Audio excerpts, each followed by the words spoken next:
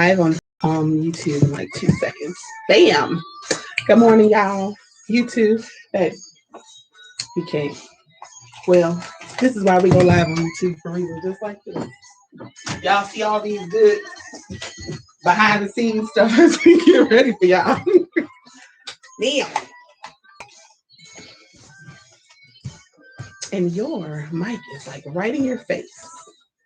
Like, yes. Like that. There we go. Yes. So you can see me. Yes, we're gonna see your beautiful face. I'm sorry. Thank you. Beautiful is that? Nah, that's appropriate. Yeah. Okay. Boy. Awesome. All right. All right, we're gonna come back in. That's on the intro. Yes, ma'am.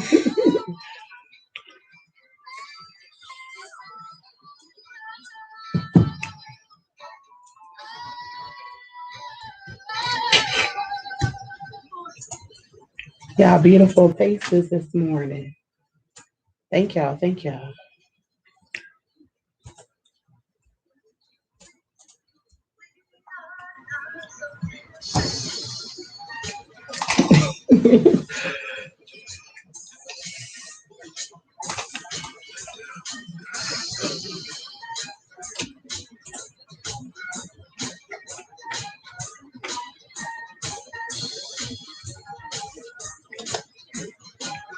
Is this like vexing your like producer spirit right now? Not at all. Not at all. Good morning, my We Are Not So Different family. Thank you so much for joining me on 89.9 FM radio. This morning's guest, we have Mr. I'm sorry. What? Nicholas or Nick? Whatever you like. Whatever. I go by both. So that's what I've seen it too. Well, I know you by Nick. Yeah. But I was tempted to say Nicholas sounds so much more formal. Yeah, it does. A lot of people say it sounds presidential. I don't know. I'm just saying. Yeah. So this morning's guest is Mr. Nicholas Thompson. What's wrong? Why am I acting like I haven't known you like forever? I know. We're off to a really good start. Well, Nick, how you doing this morning, Nick? I'm doing really well. I had some coffee. I visited my father's grave this morning. I'm reading good. I'm with you in great company, so I'm excited. Awesome sauce. I read the poem that you posted on Facebook about your father. The pictures are always touching. I love to see good like men relationships. And it's sad that I have to say that, but like I definitely understand where you're coming from. Okay, thank you. It's hard sometimes in society. You got a lot of hyper masculinity. Men don't want to hug men and stuff like that. Yeah. Strange. I'm not gonna go there. That's a rabbit hole. That's right. Okay, yeah. We'll get deep later. But yeah. Because rabbit hole. Anyway, so let's start off as usual. Y'all go ahead, get ready, get your favorite seat, your favorite drink, whatever that may be, Kool-Aid or Kvassier. Have a seat and get ready to engage in this conversation. I'm going to start off with his bio because it does sound rather presidential. And I also want to give you guys just like a sneak peek into this crazy schedule that this guy has going on. And to him, he looks, radio, y'all can't see, but YouTube, you see, he looks all like calm, cool, collected, but I'm about to read off some of his receipts. And then maybe you'll see the craziness that's going on in his head. Not craziness in a negative connotation, but like a good way. Ooh, thank goodness. Well, you have to be kind of crazy to keep up a schedule like this. So he gave his whole government. You don't mind me? Go ahead. Yeah, go ahead. Please. Okay. Nicholas Richard Thompson is a communications coordinator for the city of Aurora, as well as a producer, screenwriter for the film production company Digital Alliance. He is 1/3 of the experimental hip hop trio A New Me. I was close. Almost so close. He is a Columbia graduate and is currently pursuing his master's in public administration from Aurora University. Nicholas is a civically engaged organizer in his community, a part of numerous advocacy groups, both local and international. Above all, Nick strives to be a compassionate human being, self-described as a storyteller of infinite form, and an international human rights activist, as he describes it. That was a lot. And no, it's not a sorry, it's a good, because once we like dig deeper and start seeing some of the projects that you have going on, they'll be able to see just why I'm like, oh my gosh, it's just a lot of information to be hit with. But anyway, thank you for choosing to spend your morning with me are not so different. You're truly Absolutely. appreciated. I'm honored to be here. Woo, woo. So can I tell y'all I'm sorry, but I'm Please. not sorry. Please. So I would say I've known him since he was wee, but when I knew him, he was always a tall dude. But anyway, way back in the gap, and I won't say where we used to work together, but we used to work together. And even way back then, what was it like? It was so long. It had to be like 2004. Let me see. It's been a while. It's been 5+ years. It's been more than 5. Well, I know I was like just leaving community college, so it's been probably 5-6 years. It's been a long time. It's been a very long time. Yeah. 08. It was 08. Now I remember because I remember what store I was at when I got promoted. Anyway, the 08, long time. Anyway, so he's even then like I knew that he was not like your normal like. And I don't mean normal to seem. I just feel like it carries a negative connotation sometimes. Yeah. But I knew that he was extraordinary even then, like he wasn't your normal ordinary cat, like but it was just something that I knew even then. But now that I see you and now that I'm like getting to witness all the stuff that you have your hands in, it's mind-boggling, but at the same time it's fitting because I figured that you wouldn't end up there. And that's all we'll say. So my show starts off the same way every single time. I have 2 questions that allow my listeners to have a little bit more a piece of you, so to speak. So question number 1 is, if you had the undivided attention of an audience of your choosing, who would be the audience and what would you tell them? For sure. I've been watching episodes of your show and they've all been great, by the way. You've had some really like stellar rock star people on. And I pondered this question like this morning. And I was like, I need to come up with an answer. And I think the best answer that came to me that just felt the most natural to commemorate May Day, May 1st, yesterday, International Workers' Day. If I had an undivided attention of an audience, I would speak to the working class of America. Okay. And the first thing I guess I would discuss with them is that we have more in common internationally with other workers than we do here with like millionaires, billionaires that exploit your labor. And I would explain to them oftentimes politicians and other people will pit the poor against each other. So right now, currently, there's a lot of animosity towards immigrants because they're so-called taking your jobs. And that's just a way to divert people from the real issues of wealth inequality and where it derives from. So I would talk to the working class and try to come to a consensus and offer my thesis on it and say, we got a lot in common with people globally that are being exploited. When your employer decides to export your job overseas and do wage reductions, that hurts you, but then they say to be mad at the person who's in the same situation as you. So I would try to find this commonality and put that to the working class of America, because oftentimes we are very easily diverted and people are scapegoated, and then you have hate and discrimination and you're mad at the wrong person. The wrong person. So that's if I had the undivided attention of the American working class, for sure. And I discuss with them and try to just spread some love, spread some understanding, this gap of knowledge that's there oftentimes, and it's deliberate. I would try to provide something there so we can see that we have a lot more in common with people than we have differences. So your show, We Are Not So Different. I hope it all full circle. Yeah. There we go. See, I heard it here first on We Are Not So Different. No, for real though. I like that you have like this ongoing theme with all the organizations that you work with. There's this underlying current, which is educate, liberate. That's what I get when I read your. That's what's up. Yeah. Yes. That's the goal. Educate and liberate. Yeah. Awesome. I love it. So, second question: if you had the opportunity to speak to little Nick, let's say 5 or 6 year old, little Nicholas Richard, what do you think he would need to hear? Now, we're not doing no Back to the Future type stuff. We ain't trying to go back and change okay. But what do you think that he would most need to hear? Like some advice? Yeah, for sure. I'd walk up on little Nicholas, compliment him on his dress and his garb. He's probably fresh. And I'd tell him, be bold and audacious and be confident in who you are. I was very insecure all up until like really midway through high school, and it came from a lot of the same places. It stemmed from a lot of the same places. And I try to tell little Nicholas to be proud of who you are, be proud of your blackness, be proud of all of your so-called flaws that you may have.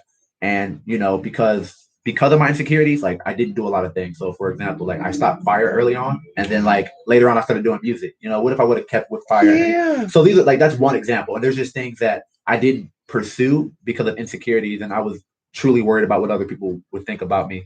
And now, like, I'm on the other end of that, and it's so funny. I've been living so authentically free, and it's because I'm not concerned with how people perceive me. I know that I'm a person of integrity. I know I'm a person of character, and I strive to be. Mm-hmm. And like, to me, I'd rather be a compassionate person than be the most intelligent, be the most dressly suave, be this or that. But I'm like, if I'm kind, that's all that matters. That's the foundation of who I am. So I would tell little Nicholas that be proud of who you are. Because I was a good kid. I was kind, but I was just super insecure. Super insecure. So I would try to reach him and tell him just like, hey man, be yourself. Like, stop it. Don't be. So you said that they stemmed from a particular place. What place would that be? The insecurities. For sure. And like, I'm still digging through it today, but like, as I ponder back, a lot of it was like, you know, I didn't feel, I don't know, what's the word? So like I said, I'm proud of my blackness now. I was ashamed of it at a point, like because of stigmas that as a child, you can't really see the nuance when you're watching media and the news and you see these negative depictions of black men constantly. And then you have limited experience with it. So you start deriving your understanding of the world through media images and not other positive images that you could read, So reading like about the Black Panthers, reading about Malcolm X or Ella Baker, and coming into my blackness and understanding like there's a rich tradition of intelligence and liberation and love and compassion. That really helped. But a lot of the insecurity just stemmed from places of not feeling good enough, not feeling intelligent. I've always had a speech impediment, and oftentimes that would put my intelligence into question. So because I had a lisp and I had like kind of a stutter and I spoke really fast, I took like, what's the word? Speech communication classes young. And look at you now. I'm sorry. Yeah. I work in communication now. Yeah. Right? So it's like this full 180. But no, just not insecure in my looks, my physicalities, my intelligence, all of that. And it stemmed from very similar places of just like me coming to understand the world through like media depictions instead of like going out and experiencing it and getting other non-biased media sources and things like that to see the Black experience. Oh, there's so much I want to say about that. Because it's like, I often wonder how people grew up and what types of things that they heard coming from the ones that they considered that they were loved by or safe with. And I can only go on what I experienced growing up, and we did grow up in a very abusive household. Like my dad was like, we called him Black Rambo, and then my mom was like the opposite. She was like Mother Teresa. So there was this huge like gap of what it was like to receive love in his form of discipline.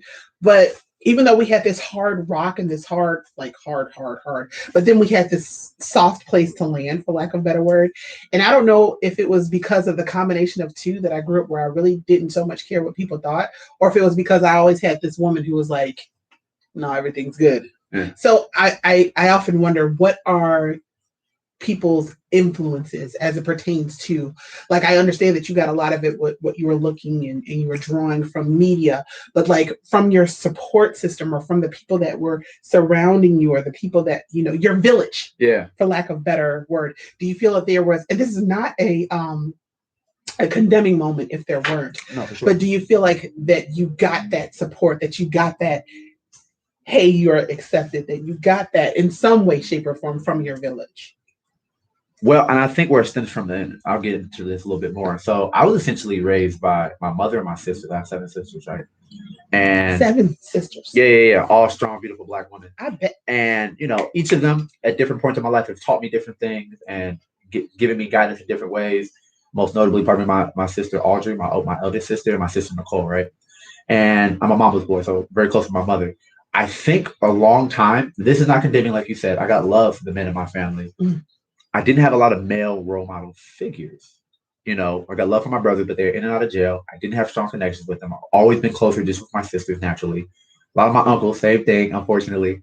And it's just this, I think there's a disconnect for Black, like understanding coming into my masculinity and how I, perceive being a man and what that means to me. And that could look many different ways for many different people. And that's beautiful. But I think there is that disconnect for Black men. For a long time, I didn't see too many positive Black men doing great things, gotcha. I guess, so that's why I think at home it's important, in your village, as you say, but also, representation matters too in certain instances. And we're seeing more of that, which I think is beautiful. As like a media creator, we're seeing more representation of a myriad of races, colors, creeds, all that. And that's important. So I think for me, that's kind of where it comes. And this is not academic. Again, I got love for all of them because I've had great moments with each of the men in my family in different ways. I think growing up, though, it could have been a little bit more hands-on. And like one of the things we'll get to later is why I mentor now. I'm a part of a couple of mentoring programs is because I think that's so important. And I always tell myself, if I had a mentor like in junior high or high school, my trajectory of my life would have been vastly different. Not to say that I'm not proud of where I'm at now. I'm proud of my accomplishments. I like how I've come to be and who I'm becoming constantly, but it could have been expedited, right? Yeah. So I'm always like, so I try to give back, and my mentees all the time. I keep my phone on. Like, you ever need anything, you call me. And I try to make sure they know that, and that I give them what I wish I would have had at that time. Yeah, I get that. Yeah. By the ton. I do. Okay, awesome. So you mentioned one of the many things you do. And see, that wasn't even on my list, the whole mentor part. Goodness gracious. So I'm going back to your bio that was, packed full of so many delightful tidbits. One of them being communications coordinator at City Aurora. So is it safe to say that you work closely with the mayor in that position? Yes, I do. Yeah. So it's funny because, like you said, you had a speech impediment or speech problems, and then you took communications classes or whatever to help you get over that. But here you are, full circle, working in communications. So can you share what that position is like? Yeah, it's always ever growing. I have a great boss that allows me to grow into the position, and he has a lot of faith in me. So essentially, it's from writing press releases, doing digital content, going with the mayor to events, scheduling events, preparing events, very, very different things every day. And on top of that, running the TV station, as we spoke about earlier. And that's great for me because that's part of the reason kind of why I started pursuing my master's, getting an inside look in a municipal government and like public administration. So that it's been very exciting for me. I've had the room for growth.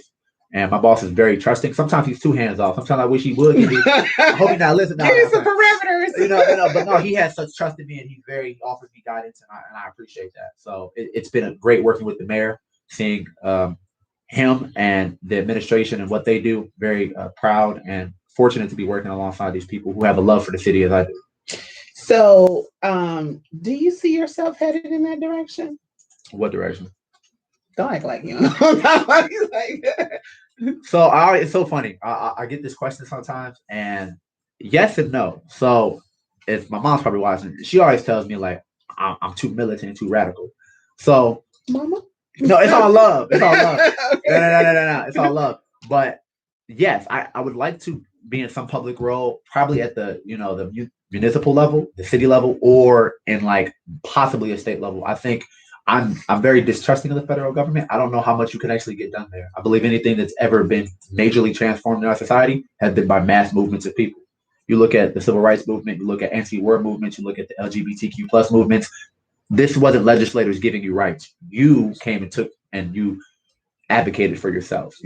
We can't. I don't really trust politicians to get things done. Sometimes okay. I trust this people. This is a safe place. Yeah.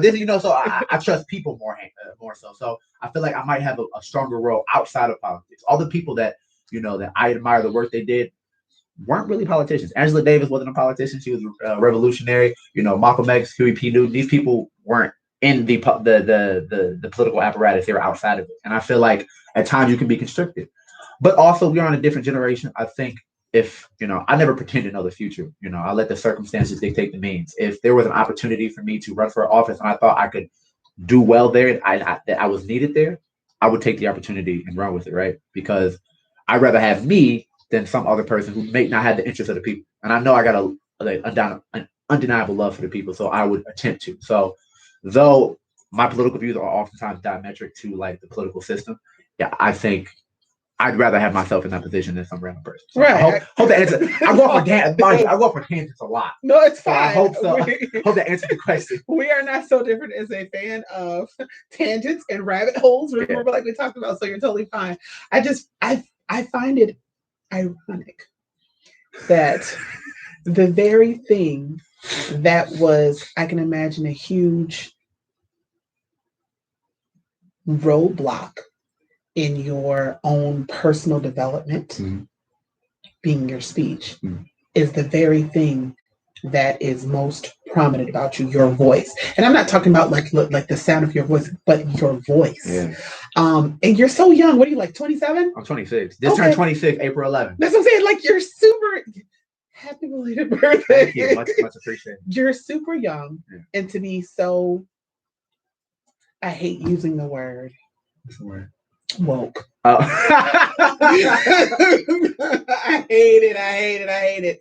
But to be so mindful of the season and the time that you're in, the times that you're in, and to be aware of the social climates and the structure and the culture. And you're so, I'm sorry, you're so young. And so that's my second producer. But it's like, you have such potential. Thank you. Oh my goodness. I really appreciate that. I'm serious. So you have the mindset, and then you have the heart, because you said that the people are on your heart. That's at the heart.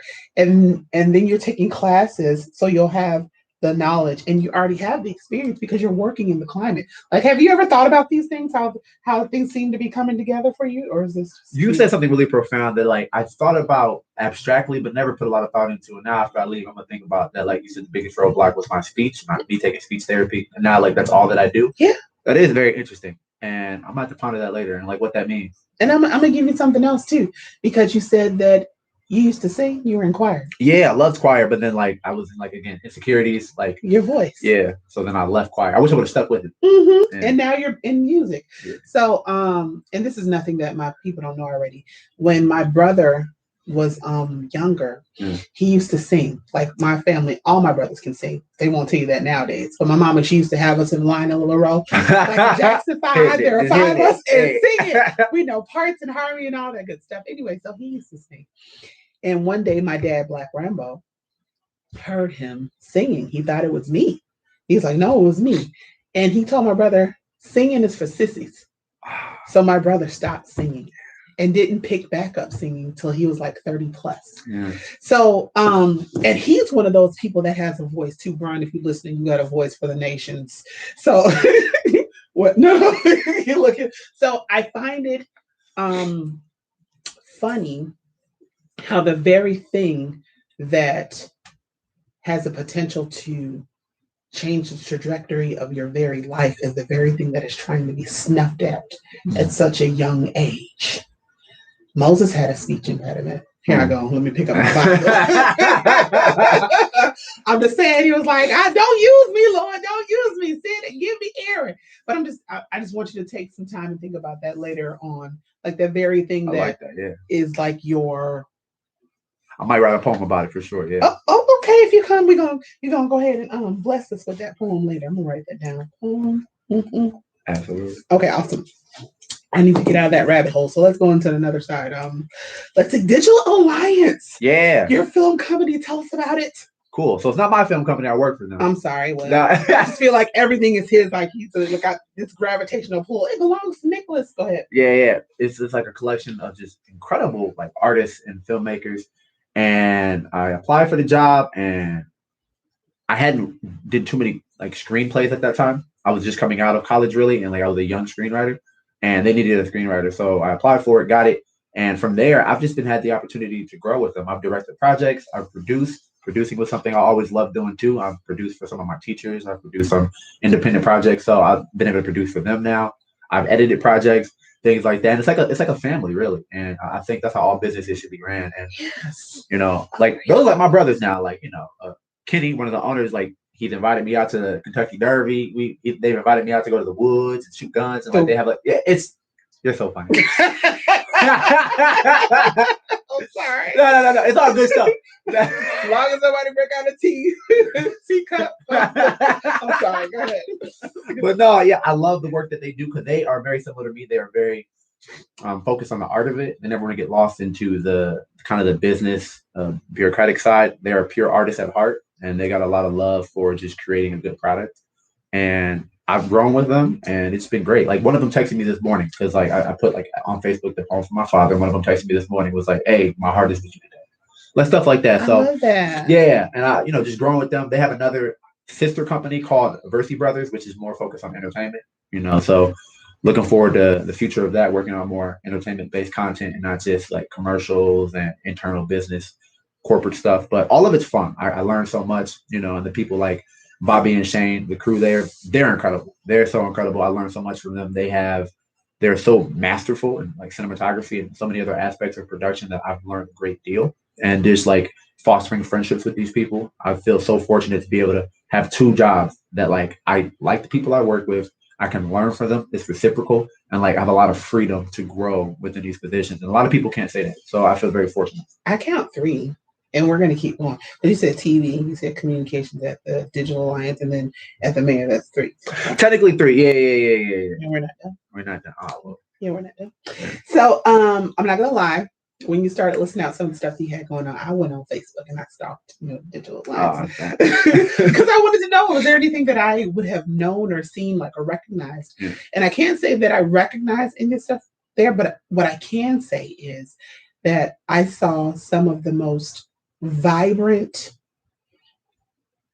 pieces and every, like, it was a lot of commercials and different stuff like that, but every single one of them pricked my heart in some kind of way, and I was like, is this the purpose?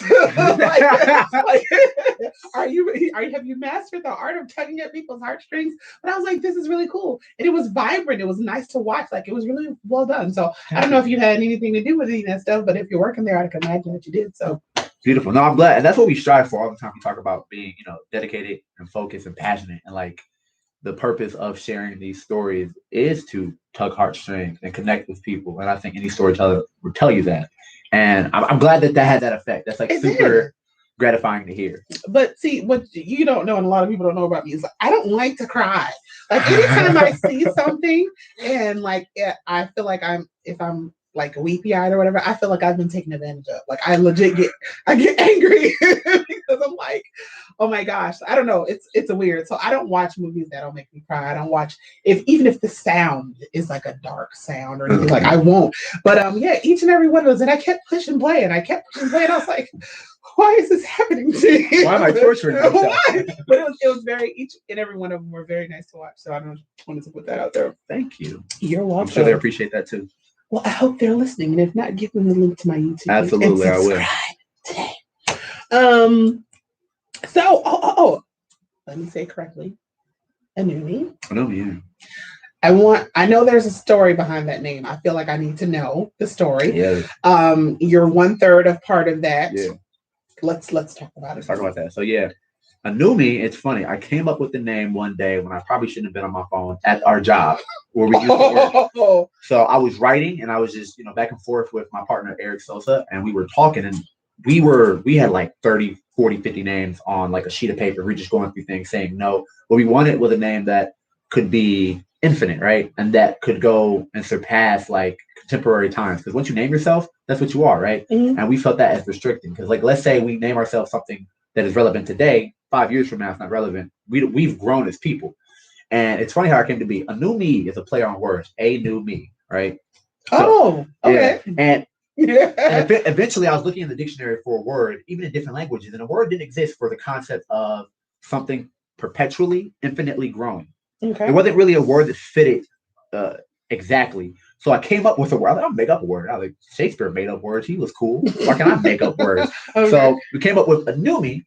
And finally, like it just hit me one day. It just hit me one day. I was like, Aaron, yo. He was like, yeah, it's aesthetically pleasing. We're artists, so we want the name to look cool on like, on shirts, on designs, on the internet when you see it. So it's grabbing. It's short to the point, and it has a deeper purpose, right? Because we always wanted everything to have purpose. Because that was the music. We love hip hop, right? That's the roots of everything we do. But we have love for all genres of music, and we're always like infinitely changing our sound. We're like, hey man, you want to sample some jazz? You want to sample some, Russian music? Like all the time, this random stuff. Eric will text me like, hey, listen to this. It'll be like some foreign music that's beautiful. And we're like, oh, let's sample this. So we didn't want to be confined to our name or our sound. So we wanted something that represented that. And I think Anumi does it well. It looks really aesthetically pleasing. It's short, and it's a play on words of Anumi, to be infinitely, perpetually growing and transforming. What is experimental hip hop? Is that what you mean when you take a little bit of jazz, absolutely, yeah, Russian, and essentially going against the grain of the contemporary sound always, right? And there's Mm-hmm. nothing wrong with the contemporary sound. I love modern hip hop. I love old school hip hop. But experimental essentially means you are using non-conventional sounds. So you might sample just the knocking on a table. You might get in the program and manipulate that to sound something very cool. And experimental, for us, I know also means our approach to hip hop. I know for me, I never liked the you're a conscious rapper. I was like, I don't know. I think everybody's a conscious rapper to some extent because you are telling your truth. You're telling your philosophy on life and how you navigate it, even if it seems vulgar. A lot of the music we hear has seeds of truth in it, and we should respect that. So for us, I know I always try to have my approach to life in it, my philosophy somewhere in it. Mm-hmm. And to me, I experiment with the spoken word oftentimes. Sometimes I write a whole verse in like 5 haikus. Sometimes I'll write a verse only using one letter. Sometimes I write a verse, and sometimes people don't pick up on that. They don't know the purpose of it, but it has purpose to me. And like that, as an artist, is incredibly important and imperative to my work. So, in my true I'm nosy form, I stopped y'all a little bit. Oh Lord. I did because I wanted to know. I wanted to know the message. I wanted to know the purpose. I just wanted to feel what's with me and feeling well. I said, I don't know. But I'll say this. The music invoked an emotion. And it was more than the words. And that's why I texted you. I was like, man, who does y'all beats? Because it was a whole vibe. Like I could, the real good stuff, you'll turn on a track and it'll be like, oh, I remember this. And I remember what connected to it without necessarily even remembering a word. But it was like, it made me feel like I could sit like in a plush leather chair with a whole like wall of subwoofers and like turning at a nice, maybe too loud for your mom volume, but just enough for you, and sipping on a nice drink and just like listen. That's what I envisioned myself. Yeah, I'm glad you when got I was that. listening to your music. And I was like, I don't know if that was like the point because it made me. It didn't like incite me to riot. It made me like just a little bit like more than like I don't know. It was a little bit more than relaxed. Yeah, I agree. That's great. I'm glad you got that feeling out of it. The last project was something that was like kind of like an ode to me and my father. So I wrote it in an attempt to be completely transparent and vulnerable to kind of navigate and work through kind of I guess, my sorrow, right? Okay. And my father was very stoic, and one of the first philosophies I picked up when I started like really caring about, because I didn't like finish a book in high school. Really, I was a really bad high school student. I always tell people that they're super surprised. Because you literally have a book, you can't see it, people on the radio, but he literally has a book that he's reading like right To Die there. for the People by Huey Newton, one of my favorites. I've read it a couple times. But no, the first book I ever like really truly finished outside of like things assigned to me in school was the autobiography of Malcolm X, and from there, that really inspired me to be somebody who wanted to be academic, but for the people, not just academic for academic sense. Like, oh, he reads a lot, but what do you do with that knowledge? Are you like helping your community? Are you involved and engaged in struggle? Or are you taking these theories and putting them into practice? So that's what I wanted to become. When I saw these leaders like that, I was like, oh, they dedicate their whole lives to change. I want to be like that. That's cool. So for me, that's kind of where it starts, and kind of got lost. What was the question? It's okay. I was talking about the vibe of the music, and then you said, oh yeah, stoicism. Yeah. So that was one of the first philosophies I picked up, this concept of endurance and overcoming the difficulties that life throws at you and kind of being stalwart in those moments. And my father was very much like that. And I wanted to kind of combine these aspects because there's certain parts of stoicism that I reject, but I take and I reform. So I believe being stoic and enduring is important, but not to suppress emotions. They suppress emotions at times. I want to experience the emotion fully. Okay. I want to go through them and I want to feel them. And to me, that's stoic. Working through the emotions and acknowledging that you feel sorrow, you feel you're lamenting. Suffering is indefinite to the human condition. I'm not going to ignore that. I have to experience it. And that's how I overcome and be stronger through that, right? So that project was like my father. Like, I think I only saw that man cry once. And like he was going from the bathroom, so I didn't see him really cry. He went to his room real quick. I remember we were playing Scrabble, me, my mom, and my sister. One of his close brothers had just died. And he got the call. And like that's the only time I've ever seen that man cry, right? And that goes back to what we were talking about at the beginning, like hyper masculinity, like men not crying, like not showing affection to other men. Like that was kind of my ode to my father and like stoicism, but like taking it further. I'm on the shoulders of giants. I want to take it further though. That's what we should always strive to do. Like there's a lot of things I learned and a lot of things that help me grow, but you don't take everything, right? Not everything is necessarily the best. So I rework it. The bones. Exactly. But don't throw away the baby with the bathwater, right? Exactly. So that's kind of what that project was, this idea of experiencing vulnerability and combining these two concepts of like my father is very stoic. This is the first philosophy I picked up. How can I merge these two and like come out on the better end, so I feel like there has to be like a true gift and not just like something that you do. For you to have that thought and then some way, shape, or form convey that through the music. Because like I said, like I was getting emotional. Like I was feeling the music. I'm like, man, like this is a whole like vibe. Like, and I admire artists who can do that, you can listen to a piece, whether it be music or maybe a spoken word, and you can actually feel the emotion or the point that they were trying to convey. It's like artistry at its most beautiful. I don't know. Love, thank you. No problem. So what is I wanted to talk about Goldfinch because I keep seeing you post these things about gold, and is that actually here? It's not yet. It's in development, but we have some recent developments, and we're taking a pivot to bring it sooner in a different way. Well, let's explain to the people exactly what it is. So absolutely, I'd love to talk about it. So everybody listening, Goldfinch Cafe it was started by an Aurora community member, Shelly Massey. She's an incredibly loving, generous, and just very bold, fiery person. And the first time I met her, she was pitching the Goldfinch and like at one of my board meetings for Indivisible Aurora, and she was seeking kind of just help and assistance. And like I heard the story and I heard kind of what she wanted to bring to Aurora, and immediately I was like hooked. I was like, yes, I want to do that. So essentially the Goldfinch is a restaurant, a cafe that addresses food insecurity, but it's more than that. So the underlying thing is the pay what you can model. And pay what you can is essentially you come in, you pay a portion of your meal, you pay the full meal, you pay somebody else's meal. Essentially, it's sustained through community kindness. And one of the taglines is sustainable community, sustainable kindness, and sustainable food. And we want people not only to be able to have and come and have a good meal, but have dignity back to the table, right? Many people have experienced food insecurity, and like the research and statistics show that like I think 1 out of 5 families will experience food insecurity and not be able to have a meal. And for someone who's went through that, and Shelly has a very similar story, I won't share her stuff, but visit the Goldfinch, you'll learn all about it. But she wanted to bring that to Aurora and address that issue. And I love people who can identify an issue, but then say, well, how are we going to approach it? How are we going to address it and not just, be complaining? But like she has put her whole soul and passion into this. And then the board that she's been collecting is full of really, really just intelligent, dedicated, and just generous people who are giving all they can to bring this to fruition. So originally we're trying to bring an entire restaurant, and we still are doing that, but we're taking a pivot and we're going to bring a food truck. We figure it can be mobile. We can go to the communities that need it most and serve and feed these communities with dignity. Because one thing I want to make the distinction clear: this isn't a soup kitchen. This isn't charity. Right. This is solidarity.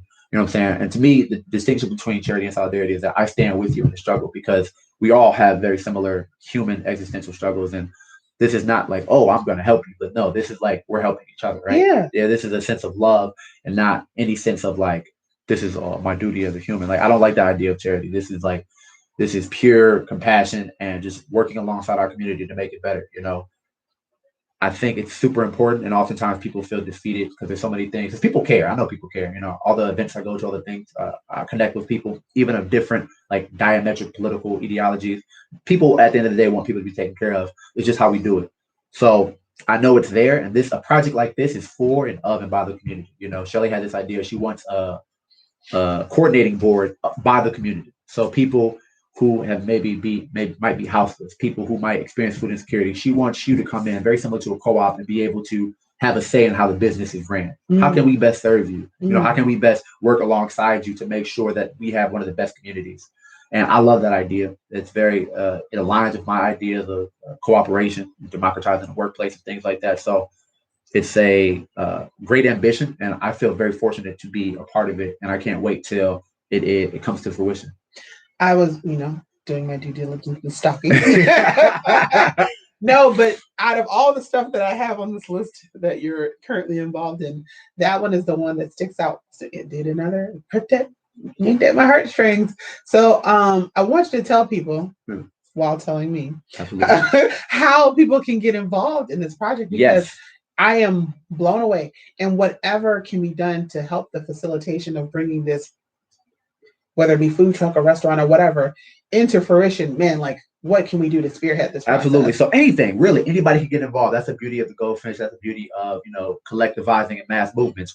If you have labor you want to give and come help us work and volunteer, do that. If you have money you want to donate, please do that. If you have spaces you want to donate to us so we can have our pop-up dinners, which is going to fund the food truck. We're going to be offering dinners and having like fundraisers and things like that. Do that. Any talent or skill you have that you think could be relevant, please reach out to me. Please follow the Goldfinch on social media, which is the Goldfinch Cafe, or go to our website. And there's something that you can get involved with. Oftentimes people are intimidated about volunteering or getting involved with causes because they're like, oh, well, I don't know what I can do. Everybody is capable of something. Like you see it right now. What is the government calling people? Essential workers. Everybody's essential though. Understand that? And like, if you want to just come in and be part of like the organizing and the sense of helping us develop these ideas, that's important too. Like, even if you're just sharing stuff on social media, if you're just like, oh, I'll just share it and like it, that's important because that gets other people to see it, right? Yeah. So, and that's the goal. Like, I'm one of the people who does the communications for the Goldfinch. Yeah, look at that. So please follow us on social media to make it look like I'm doing good.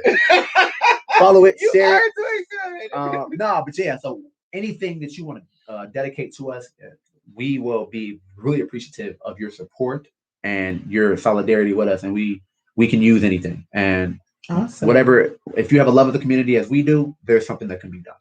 Okay, so after the show, I want to know, because we are not so different once to get involved, because like I said, out of all the stuff on this list that we are clearly not going to get to. Absolutely. That's okay. This one is the most that I am most intrigued. So is there actually, where is it now? Like I know you said you're trying to bring it, or they're trying to bring it to Aurora. Where can these be found now? I want to say, is it California? Yeah, there's some in California. There's about, I want to say 58 spread across the United States under the umbrella One World Everybody Eats. That's the umbrella company. And they're spread all over the place. There's only one other in the Midwest. And like, they're a smaller one. They're only open on certain days, right? Okay. We want to be open like essentially 6 or 7 days a week and like full operation. And we're the second largest city in Illinois. And I think this would be a great place for it. Yeah. Outside of just fulfilling its duty of addressing food insecurity and bringing dignity back to the table, I think it'll be an incredible cultural destination. I think it'll speak to the Aurora. One of the taglines for Aurora is One Aurora, right? I think that'll speak to that. If you are One Aurora, you take care of your community, right? We're all in this together. This is of and by the community. This like speaks to that so well, and it embodies every aspect of the One Aurora tagline that our mayor has pitched, right? So I think this just coalesces so well. And like when I first heard about it, I was like, this just works so well with what we're doing already. It needs to be here. So it will be in Aurora. We don't know yet, but the food truck is coming sooner rather than later. We saw it would be we saw that it would be easier to bring that quicker, and it will also help with fundraising efforts. So it just made more sense to pivot, get the food truck, be able to move and go to different communities, because we're going to go all over the 630 area. We're not just going to stay in Aurora. There's other people who struggle with food insecurity all over the place. So we're going to go to different places and, push the movement. So get the brand out there, but also be fulfilling our underlying duty. Yeah. And it's obviously sustainable. You said 58 across the country. That's amazing. It's funny. So I don't think about this, but oftentimes like it's very hard to get people to come in because it's a nonprofit. And like, there's always this profit incentive. People don't want to get involved with it because, we're not going to make no money. That's always people's incentive, unfortunately.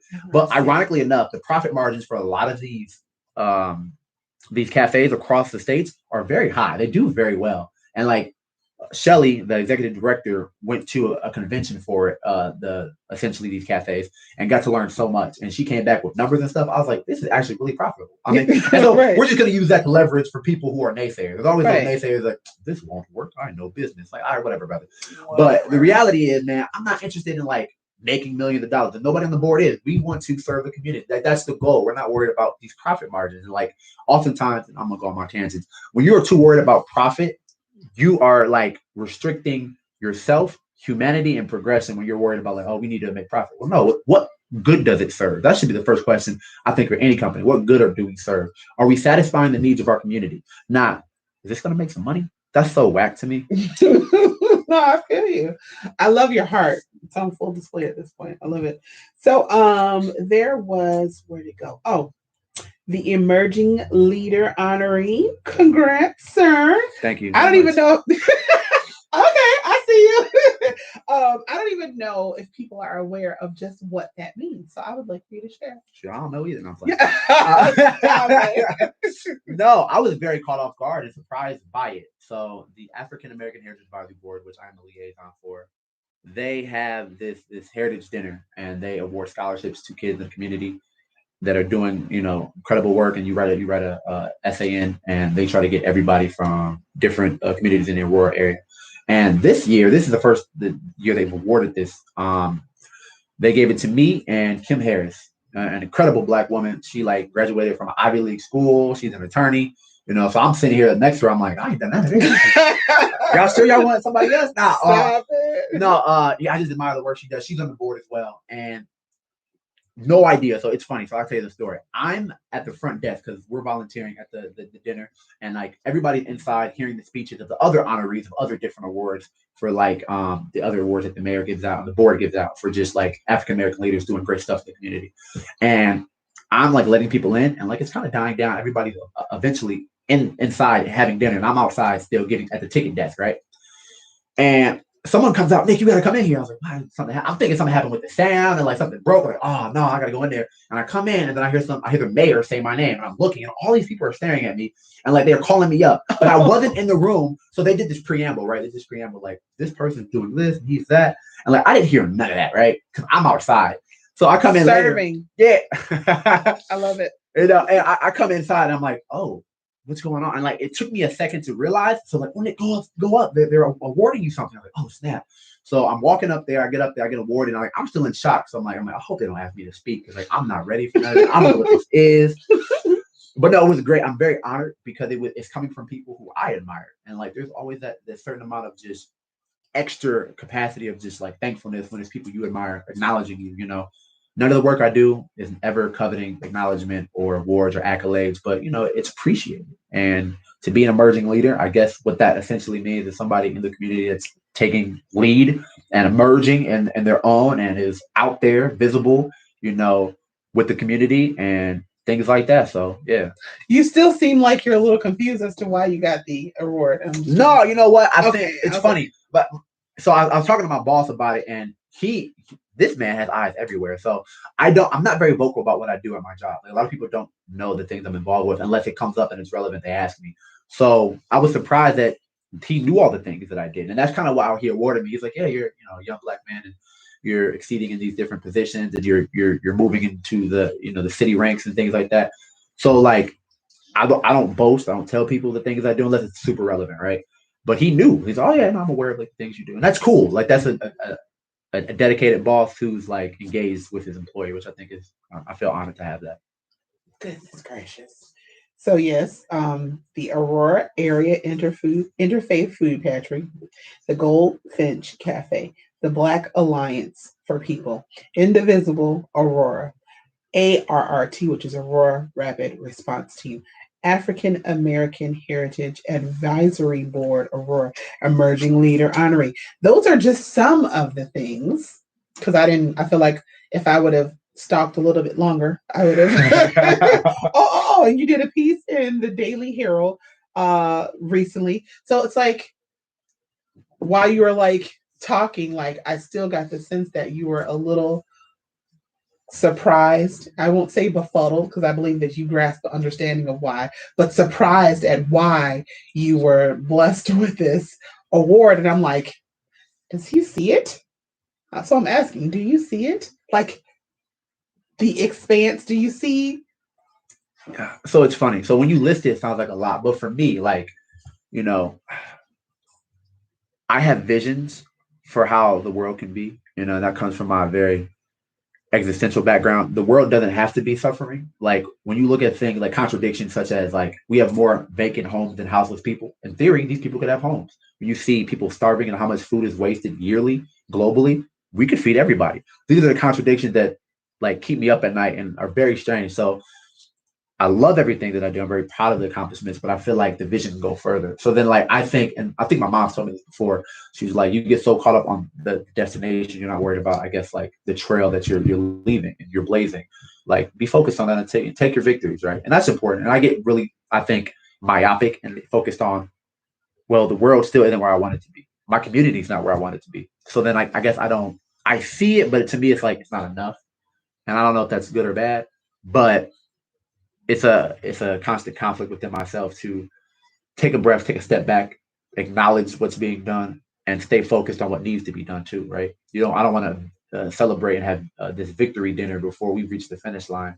So I think that's why I come off like that. I don't try to either. Like, I really try to be cognizant of how because I don't want to seem like ungrateful. No, that's not what I'm getting at all. I'm just getting like, I get the sense that like you are literally doing this because this is what you do. This is in your heart, not like you're not doing it for the applause. You're not doing it for the accomplishment. You're doing it because this is what you know to do. Like, you're the epitome of driven. And I don't know if you're like, it's not like something that you do. It's who you are. If I am making sense. That's actually, I think that's very accurate. There's this concept that Malcolm would talk about in Huey, and the like the revolutionary spirit. Like, this is the life that we lead, just not the things that we do. Like, to really, if you want to transform the world, you have to make this your daily life. So you have to incorporate these things. Like, if you're going to be a teacher, you got to be a revolutionary teacher. So whatever, if you're going to be, work for the post office, be a revolutionary post office work. You're going to be working the grocery, like all these things, you can be revolutionary in whatever you do. And it just has to, we have to incorporate these elements of, like, struggle, liberty, compassion, like a humanitarian, like in you have to incorporate that in anything and everything you do. So I've taken that, like, from these people who I stand on the shoulders of, I like to believe, and tell myself that anything I do, I have to incorporate that in it. We have to find a way to make this revolutionary and transformative, if that makes sense. Definitely. I hope. No, I'm soaking it all in. So, is there anything else, or no? Well, let's narrow that, because I feel like there's probably a lot. What is your newest project? What are you currently working on that is about to like come forth? He's like, do I need more? You want me to list more? Yeah, I mean, right now this is early in the works, and I hope it comes to fruition. And I haven't shared this with a lot of people, but maybe if I share it, it'll make sure I complete it. Another we are not so different exclusive. So I won't give too many details because it does need to be kind of secretive a little bit. But I'm working on a documentary. Okay. And that's like originally what I went to school for, media studies. I wanted to be a documentarian and highlight justice and speak about truth and speak truth to power and all that, right? So I'm getting back to that. I haven't done a documentary since like my senior thesis, and I was like, I got to do another one. And there's an issue that's been boggling me, and it's one of the main core principles of unity for Black Alliance for Peace, and that's they have an anti-imperialist stance, an anti-war stance, revitalizing the Black radical tradition of opposing these things, because there's a rich history and tradition in Black radicals opposing war, opposing imperialism, the continent of Africa and the global South and East Asia, and we spoke out and we extended solidarity to these people. And the documentary that I'm working on I'm hoping, I've been in emails with him, Ajima Baraka. He is the national organizer for the Black Alliance for Peace. He was a Green Party vice presidential candidate in 2016. He's like the definition of revolutionary brother. I admire the work he does. He's been engaged in human rights struggle for a very long time. He educates people, he empowers people, and he's just all around, like, on the trajectory I'm on, I like to very align with his. If I align with his, I know I'm doing something right. So hopefully we've been emailed back and forth, and I'm gonna have him be the narrator of the documentary. Hopefully, right? Okay. So if it works with his schedule, because he's all over the place. Like the last time I emailed him, he was in Venezuela, right? On the ground, working with the working people there, trying to figure out what was going on and how can we extend solidarity to them, right? So my goal, hopefully, is if we can find a time to film a narrative with him, and then speak about, unfortunately, people, I don't care. It's okay. There's a great book by Margaret Kimberly that inspired it. It's called Prejudicial, and it's about the atrocities of every U.S. president, some of the war crimes they've committed, but have never been brought to trial for. And we get away with it because we're one of the most powerful empires, and we can do a lot of human rights. we do a lot of sometimes more damage than good in the global world. And there's just been a lot of negativity that we've spread across the U.S. globe. So tons of human rights violations that if anybody else is doing, they would be brought to the UN, right? So that's what I'm highlighting. And I'm going to be, it's going to be very well researched. And I'm going to give you all the facts, all the data, because I think this is where a lot of the issues start. This idea of American exceptionalism, that we are incapable of doing wrong, that we are always the person defending and never the aggressor. And that's historically like ahistorical and inaccurate.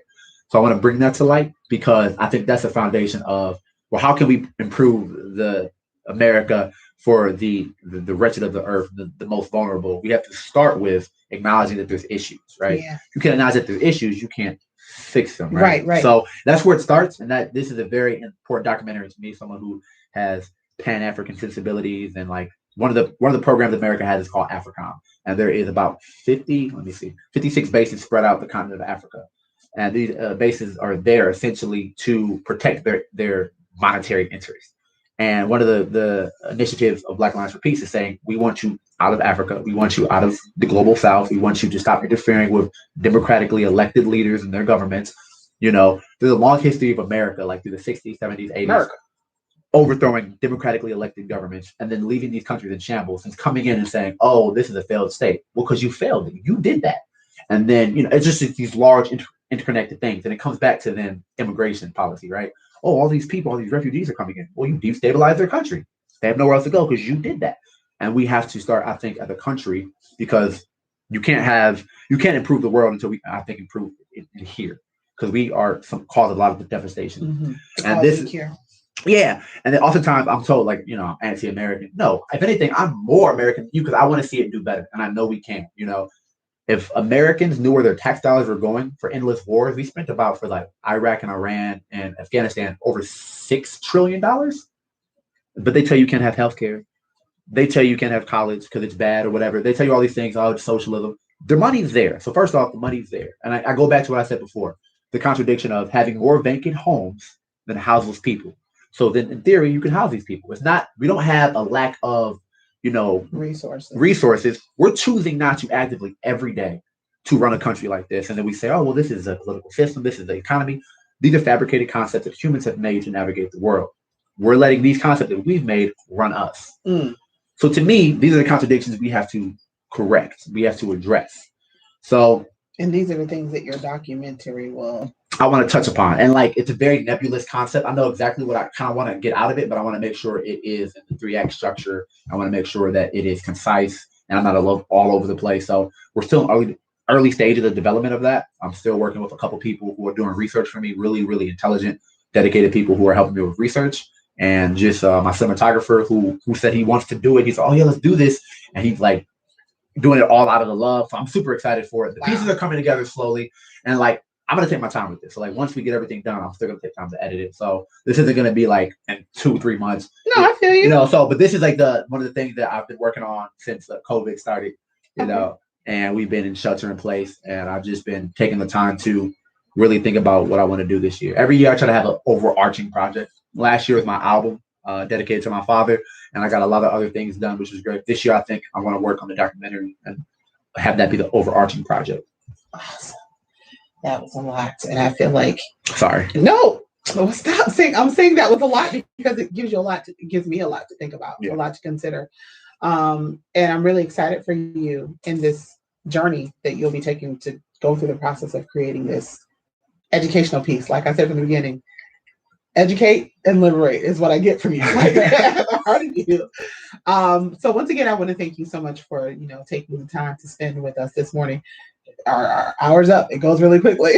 I know, right? Oh, yeah. It goes really quickly. Shout out to my mom. I think she said she texted me this morning, said she was living. If you listen, Mom, I love you. Oh, we love you, Mom. I love it. You are a mama's boy, but I love it. I love it. So real quick, before we wrap up, I want to give you an opportunity to tell people where they can find you. So I'm in these streets. My plan. Okay.